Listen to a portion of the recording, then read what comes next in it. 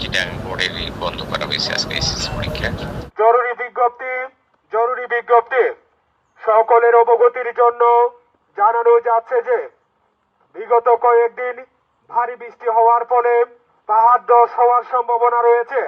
আপনারা যারা পাহাড়ের আশেপাশে পারে বসবাস করতেছেন আপনাদেরকে নিরাপদ আশ্রয়ন কেন্দ্রে অবস্থান করার জন্য অনুরোধ করা হচ্ছে। বৃষ্টি হচ্ছে কন্টিনিউ।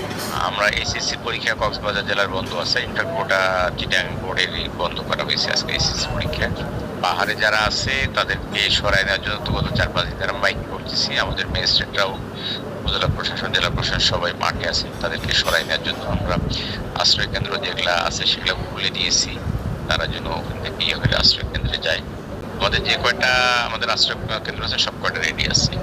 কক্সবাজার জেলার যতটা আশ্রয় কেন্দ্র উপজেলা ভিন্ন ভিন্ন ইয়াতে আছে লোকেশনে, বাট আমরা রেডি রাখছি। আমরা মাইকিং করতেছি তাদেরকে আশ্রয় কেন্দ্রে আপনারা আশ্রয় নেন, পাহাড়ের যারা বসবাস করতেছে।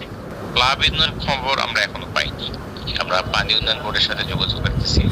পানির লেভেল কোন পর্যায়ে আছে, বিভিন্ন নদী, কক্সবাজারের যে মেন নদীগুলা এখনো ডেঞ্জার লেভেলের অনেক নিচে আছে পানি।